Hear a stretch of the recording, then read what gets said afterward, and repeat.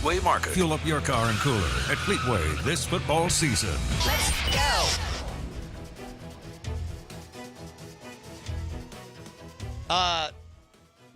We've got to give a shout out to Chris, one of our great listeners, who's been up here before.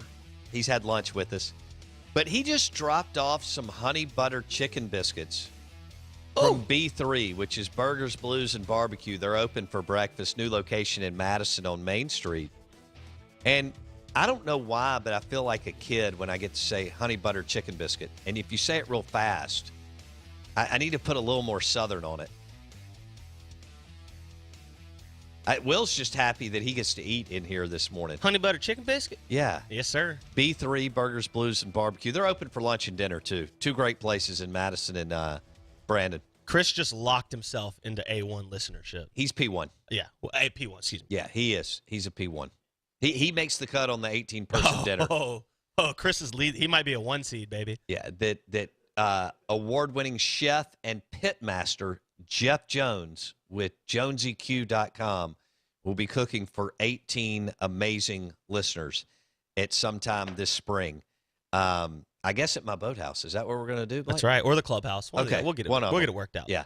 All right, I got to pay for the clubhouse. I don't have to pay for the boathouse, but yeah, and I got to rent it. Jeff's expensive as heck, so like Yeah. you're gonna pay for. I got to figure out what this budget's going to look like as I'm jumping into bourbon, Russell's Reserve bourbon, Modelo, Tito's, and I don't know what we're going to eat, but it'll be good. It's only going to be Wagyu and lobster. Well, baby. we did Wagyu meatloaf last time Jeff cooked for us, and it was fabulous. Yeah, and that's why and that was beef prices have gone through the roof with COVID. I was about to say that's why we only have one intern because you spent all your money on Jeff's party. Golly, it's unreal. All right.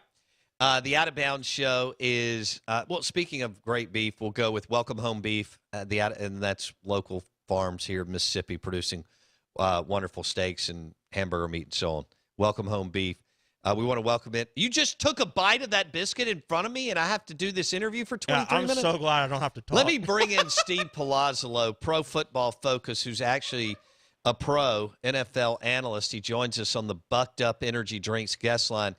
Steve, I have to do this interview. Blake's over there with his mouth full with a honey butter chicken biscuit. How does that work? You could eat too, man. I'll just go monologue for 20 minutes here. Yeah, see, I could just do the generic. You guys just make me so hungry every time I come on the show here. What the heck? All right, speaking of, Steve Palazzolo, you're an NFL insider with a super cool business / website podcast, all the stuff y'all do, pff.com. What is your schedule and menu look like on Sunday as you approach this Bengals-Rams game, as far as how you'll start prepping and the food and all that? So I've actually got I've got some connections right now around town. We've got a group at the church that I attend. We've got a whole good group of guys there that we're going to watch the game together while I'm working. But there's one guy there who's a chef, and he's going to be making some homemade tacos and everything for us. So he won some awards for his tacos and fresh nachos and everything. So we've got the hookup for the Super Bowl this week. Oh man, street tacos? Are you kidding me? All right, so you've got the right plan as far as food, and what do you do? Do you have your laptop up? Do you write notes out? Tell me what you do when you're watching the game to, I need to take a note here type deal. Yeah, it's usually, having Twitter up, keeping tabs on everything there. And then I will make myself some notes along the way. Key plays in the last few years, really key decisions that coaches make, fourth down decisions, that type of thing. So I can go back and remember it as we break it all down on Monday. So, yeah, a little bit of note-taking as the game goes on. Okay. Hey, what did you make do you have a beverage, or do you have to stay totally clear-head since you're a professional, so to speak? No, I'm very professional, and I've actually stopped drinking these last couple of years, so I just try to stay as hydrated as possible. So strong water, a lot of good water. Nothing exciting. Do you agree? I was listening to a couple of media critics that said that Tony Romo did not have a good game in the Blake. What was it? Was Chiefs it the Bengals? Yeah. AFC Championship game where Tony, off the cuff, was talking about challenging or reviewing a penalty which is not reviewable, and that you're as an analyst, your job is to get those simple things right, because we forget how many people are watching that don't know a rule like that. They may be fans, they just don't know a rule like that. One, did you and the PFF crew pick up on that, and what is your reaction? Yeah, Romo's interesting because I think he's kind of an acquired taste, because I think the people that really like Romo appreciate his energy. I think he does a really good job breaking down end-of-game situations as far as from the quarterback standpoint, how much time you have, how you handle it. You know, in that particular game, he was like, hey, look, the Bengals might never see the ball again. This might just be the Chiefs driving the ball down all the way. And he was right. I mean, there are elements to the game management stuff that he gets right. I think other times, yeah, he does get a little bit too excited. Oh, challenge this. Was it a catch? Was it not? He gets a little bit too dramatic. So I think it depends on where you land on that, the energy that Romo brings spectrum. I don't think his job is to predict plays, and that's kind of how he made himself famous. Like, oh, they're going to run right here, Right. But yeah, I think you do have to get the simple stuff right, and then sometimes there's a lot of people who just believe less is more, and it's tough if you just think about listening to the broadcasters, like Al Michaels. He just lets the action speak for itself a lot of the time, right? So, and he's play-by-play, but sometimes less is more, and you don't have to comment on absolutely everything. And you don't really notice that sometimes until you really see it in action. So I think Romo probably tries to do a little bit too much at times. Okay. Do you agree? Because I was listening to Jimmy Traina and Brian Fisher, media critics debate this whole thing. And they didn't throw Romo under the bus by any stretch, but they were talking about him at the end of the game, and Brian Fisher especially felt like he tripped all over himself.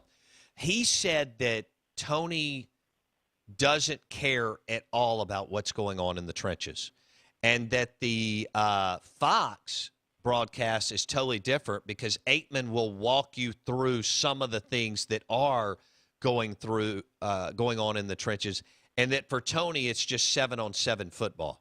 You agree or disagree? No, I think that's probably a fair criticism. And even my boss, Chris Collinsworth, always have to talk him up too. I think Chris does a really good job too. And Chris's producer is Fred Godelli, who's also great. And I don't think people realize that guy's a how important legend. the producer is. Yeah, Fred is outstanding. We work with NBC. We help prep them for their games and everything. And the level of detail that Fred brings to the table is incredible. So he's in Chris's ear at all times, and Sunday night it'll be like, hey, we're going to watch Adeniji, the right guard, against Donald, right? They're going to watch him, and they're going to go into the game knowing this is the matchup we're going to be keeping an eye on. So there'll be a lot of Aaron Donald stuff on Sunday night, I assume, from the NBC broadcast, because they're prepared for it, because they're going in watching where Aaron Donald moves around and all that stuff, because they've identified it as a key matchup. I think in college, Kirk Herbstreit's really good, because they get the replay like right away. He is. So I think Herbstreit's really good at diagnosing right away what happened. So by the time we're seeing the replay on TV, he's like, oh, this is a linebacker, blown gap, whatever it is. So yeah, I do think I think Herbstreit does a good job. Chris does a good job. Maybe Aikman, identifying matchups, identifying stuff in the trenches where maybe Romo just hasn't, expanded his skill set to that point just yet. Yeah, and by the way, I'm not just saying this. I think your boss, Chris Collinsworth, does an excellent job. But, all right, so let's stay with this for a second before we get all into, Bengals Rams, because we had some of this with you last week. He is Steve Palazzolo, Pro Football Focus, PFF.com, and he's going to go tacos and nachos for some of his menu for Super Bowl, which I think is a home run. We're doing nachos too. Now, let's talk Peyton and Eli on the Manning cast. So you're in the business. You're looking at all the things that we don't necessarily look at. Do you like you may not watch it every Monday night, but they just signed on and added another year through 2024, the Manning, Peyton, and Eli, the Manning cast. Do you like that format at all? No, I don't like it. How do you see it, Steve? No, I thought they did a great job. They're both funny, they're witty. Maybe it got old. Some of the jabs that they take at each other because you can run out of material. But I thought they did a really good job, and it was tough because sometimes the production value, you've got internet issues and delays and all that stuff. I mean, they had to battle through a lot of stuff. I think it's not even a criticism, but one of the things people said is if your team is playing Monday Night Football, you probably don't want to watch the Manning cast, right? I think if you're not a fan of the teams playing, it's probably great for you. But if you are a fan, I think you lose some of the atmosphere, you lose the crowd noise, you lose some of the actual analysis of what's happening on the field and all that stuff. So I could see the value in the main broadcast, but I thought for a second screen, it's tough to keep a second screen broadcast relevant and fun, and I thought they did a great job of that. That's a good point. Combination of feeling like you're watching the game, interviewing different types of people, breaking down plays. I thought a lot of that was really good. And then they just seemed like they were having fun. And to me, that's one of the biggest things, right?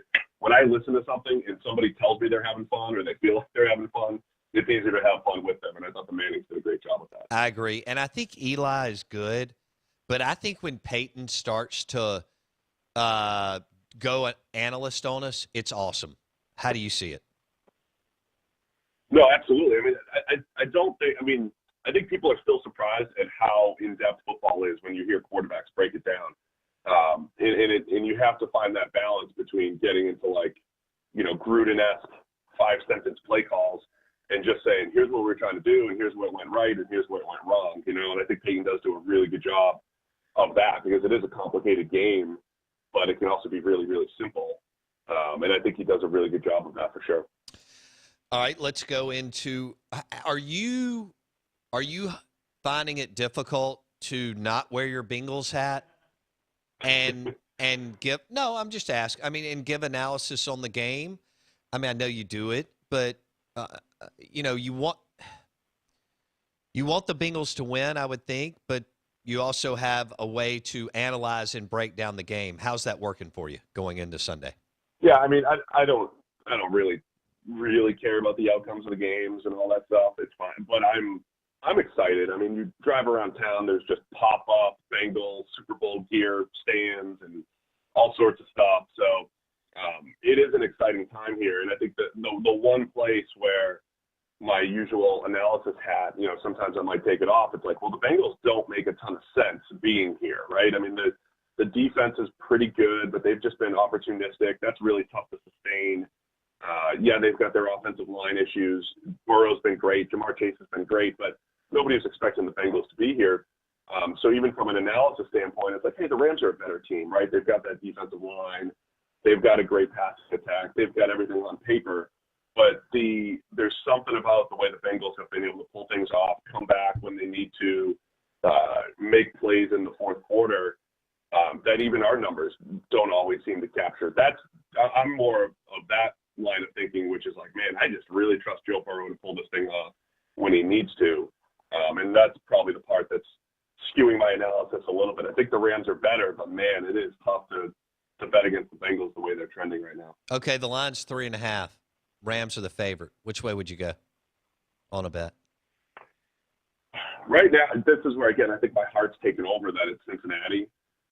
I can see, though, that this is the most difficult defense the Bengals have faced. I know the Titans sacked them 9 times, but still, the Rams have the best combination of pass rush and back seven as far as, taking away what the Bengals want to do. I could see a low-scoring game where both teams do like to run the ball on early downs, and they might shorten the game a little bit on both sides. So I think it'll be close. I think it'll be short. I think it'll be tough for the Bengals to replicate some of those, those turnovers they've gotten these last few weeks. But, man, Stafford has 1 or 2 plays a game where he's going to give you an opportunity. So I'm going to lean Bengals against my better judgment because I think the Rams, they do have all those pieces to win a Super Bowl, but I think the Bengals are gonna pull it off here. Dude, I'll take the points too all day long. 3.5, give them to me. Or should have jumped on it earlier and gotten even more. A a lot of our guys say better quarterback getting points, right? And we do have Burrow's our highest graded quarterback this year by PFF standards. He has taken some negative plays as far as the sacks go, but throw for throw, Burrow has been as good as it gets in the NFL, and he's an underdog, so I think it is a pretty solid bet. Steve Palazzolo, Pro Football Focus, NFL analyst, PFF.com. What does this mean for Stafford's legacy Sunday? Oh, man, I mean, this is the difference between, him just being this high volume. He's going to have great stats at the end of his career as far as counting stats go and all that stuff. People are already talking about if this puts him in the Hall of Fame, which I think is a bit extreme. I think playoffs matter and moments matter, but that's how big it is for his legacy. The fact that you can even have that Hall of Fame conversation with Matthew Stafford, if they pull it off, and he's a big factor in this. So I think it's huge. I mean, I think it somewhat justifies the narrative that maybe he was stuck in Detroit and, could have won a whole lot more if he was given a better situation. I think it's as big for Sean McVay, right? I mean, Sean McVay's second hand-picked quarterback, saying this is the guy. I need to go back to my ownership and say, I know we just invested in Jared Goff, but we're going to trade him and get this other guy, Stafford. Well, you better be right, Sean. So there's a lot of justification here for the Rams as well. So I think it's massive from a storyline standpoint, with Stafford doing this at this point in his career and the Rams going to get him and maybe making that right move in being aggressive. Yeah, Les Snead and McVay look like geniuses right now. Trading away a bunch of picks, picking up Stafford and Von Miller and all the other dudes, no doubt. Steve Palazzolo. Is everybody going to do that? Yeah, forward? well, okay, that's this is a copycat league, and you know this. By the way, for our listeners, I did not tee this up well. Steve Palazzolo lives in Cincinnati. My bad. I take that for granted that people know that. That's why I started the interview the way I did 16 minutes ago. He is in the town that has been going absolutely bonkers since Christmas when they started getting well, they've been rolling, but really getting rolling, going through the playoffs and so on. So it's got to be unbelievable to be a part of that the last month, and that's what sports is all about. So, do you think, with it being a copycat league, do you expect to see another, 3 to 5 teams every year kind of try to make this type of move, Steve? Yeah, I could see it. It is, at PFF we work with all 32 NFL teams. They're all clients of our, they get our data and buy our products and all that stuff. And it is fascinating to me that it's a copycat league, but there's also really 32 different businesses, right? They're all different. And they, the Saints have their strategy is unique, right? Which is completely different from the Rams strategy as far as team building goes. But I could see some teams pivot to this and say, especially teams that are playoff caliber. Say the Bengals going forward. Hey, we think we're going to be in the playoffs every year. We're going to pick in the 20s because that's part of it, right? You're picking in the 20s if you're the Rams, now in the 30s this year. So you're willing to give up those first-round picks for established NFL players. I could see some playoff caliber teams pivot to that strategy. And then I see some other teams who are in full rebuild mode maybe taking advantage of that because their best strategy still is accumulating draft picks and having 2 and 3 first-rounders per year. That is how you get back on the map as an organization. So I could see that. I think the NFL sometimes overreacts too much. I thought the Chiefs overreacted to their offensive line in the Super Bowl last year, and they invested too much in their line this year. And it did come back to bite at one point where their offense just didn't have enough playmakers. But, I could see some teams looking at the Rams and saying, yeah, they're right. They've got it right. They've done the research. Established NFL players might be more valuable than late first-round picks. Let's go and try to replicate that. Steve Palazzolo from Cincinnati, Ohio, or living in Cincinnati, Ohio, joining us on the Out of Bounds show, Pro Football Focus, PFF.com. Do you know of anyone, friend or otherwise, that has a Cincinnati Bengals tattoo?